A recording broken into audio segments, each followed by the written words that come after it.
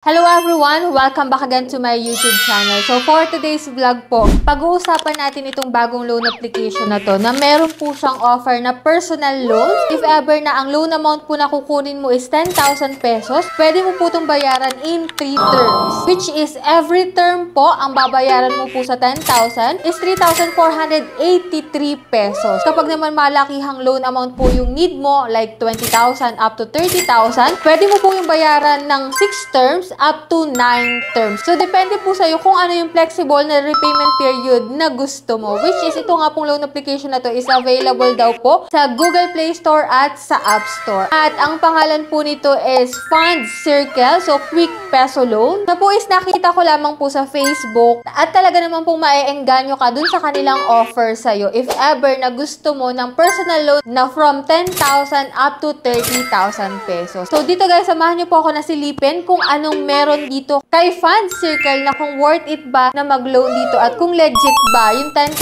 offer nila na may 3 terms, 6 terms, up to 9 terms. So, tignan natin guys kung magkano ba ang pwede nating ma-receive if ever na 10,000 nga ang pinapautang dito guys. So, bago natin puntahan at pag-usapan itong si Fund Circle guys, kapag po hindi ka pa nakasubscribe, just click the subscribe button, turn on the notification bell, and be updated lagi sa ating mga latest vlog. Kasi for today's video po, kukuha po ako ng dalawang lucky winners. At ang unang winner po natin ay ito na po. So, congratulations sa'yo. Mag-PM ka na po sa aking Gmail account. So, for those na hindi pa nakikita yung pangalan nila sa winners, nako, stay connected, stay active lang. Don't forget to like this video, mag-iwan po ng comment dyan sa comment section, at please share this video na rin po para maraming makapanood at maraming makasali sa ating monthly cellphone giveaway. So much for that guys. Puntahan na po natin itong si Fund Circle na merong offer na personal loan na merong 3 terms up to 9 terms. So, tingnan natin guys kung worth it ba siyang applyan or masasayang ba ang pag-fill up natin dito guys. So, if you are interested na malaman kung legit siya, so keep on watching.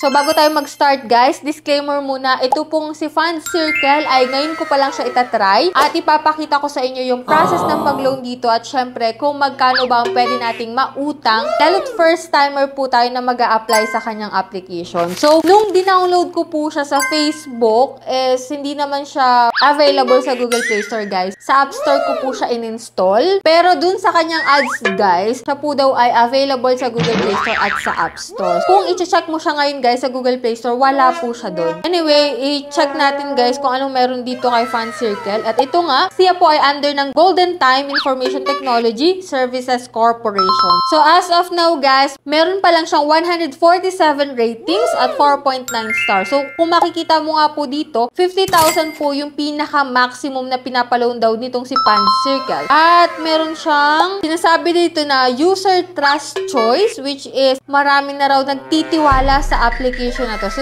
check natin guys. And yan, ito pa, apply for 1 click and borrowing money is that simple. So, in-install ko na po itong si Fund Circle at ito po yung mga nadatnan ko dito. So, sabi dito, shopping loan, easy realize consumption wishes, and click ko yung next, life loan, carefully protect daily expenses. So, enter natin guys. And dito, pagkabungad po nila sa unang feature nila is 80,000 po yung pinaka-maximum na loan amount na pinapautang down nila guys. At ito, meron siyang 150 days repayment period at 6.06% per day na interest. So, click ko guys yung apply. And kapag wala pa po tayong account dito kay Fund Circle, if ever na gusto natin siyang itry, maglalagay po tayo dito ng active mobile number natin. And then, i-enter natin yung verification code na magsisend dun sa number natin. So, click natin yung login. And after nun guys, ito, lalabas na dito guys yung bale, maximum na pinapautang nitong si Fund Circle sa mga first time borrower niya, which is 20,000 nga po yung lumabas dito guys. Same din na 150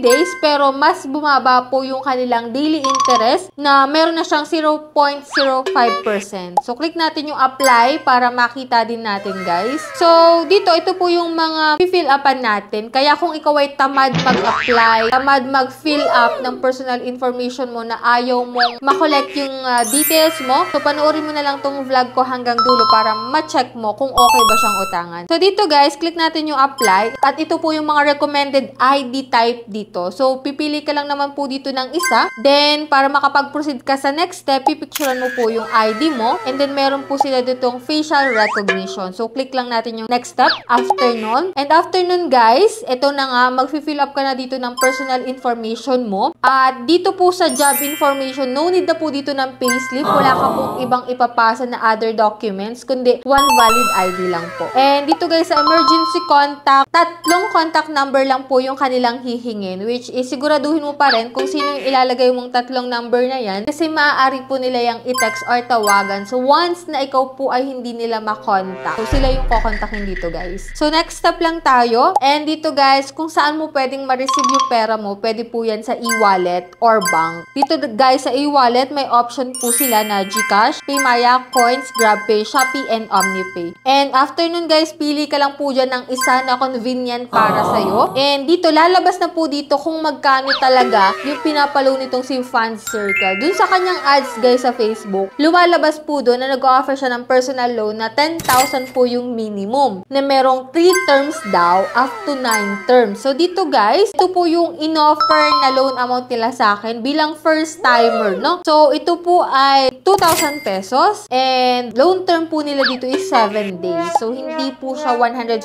days tulad ng sinasabi niya dun sa kanyang ads, no? So ito guys is merong interest rate na 0.5%, hindi po siya 0.05%. At dun sa 2,000 guys, hindi mo siya buong mare-receive kasi ibabawas pa po doon yung processing fee na 667, interest fee na 13 pesos at control service fee na 120 pesos. So suma total guys is nasa 800 po halos yung makakaltas dun sa 2,000 pesos mo. Bali guys, ang disbursal amount mo na lang is 1,200 pesos. Within just 7 days guys, after ng pag-apply mo, magbabayad ka po ng full amount na 2,000 pesos. So ito pong si Funds Circle ay hindi po legit yung kanilang personal loan na 10,000 up to 30,000 na merong 3 terms up to 9 terms. So dito guys, nakita natin na ito po ay isa sa mga loan application na may 7 days repayment period lamang at hindi mo pa siya buong mare-receive kasi may ibabawas pa na processing fee. So nasa sa inyo na rin guys yung decision talaga kung mag-a-apply pa rin kayo dito kay Funds Circle kahit eto na nga, binalandra ko na sa inyo yung loan details niya. So let me know your opinion about dito kay Funds Circle kung okay ba para sa inyo or didalman nyo na lang tong loan application na to. So dito guys, tinuloy ko pa rin naman yung pag-apply ko dito kung chinecheck ko kasi kung nagpapa-approve sila guys. So dito under review po yung aking application at nung binalikan ko po itong si Funds Circle, ito po yung lumabas dun sa result ng aking application which is audit rejected nga po yung lumabas dito. So hindi po tayo na-approve kay Funds Circle which is good naman para sa akin guys kasi 7 days repayment period lang siya. Okay sana kung si ay 15 days to 30 days pero hindi, 7 days lang po ito. So nasa inyo guys yung decision kung go pa rin kayo dito or hindi. Anyways, bago tayo magtapos guys, i-announce ko po muna yung aking second lucky winner for today's video. So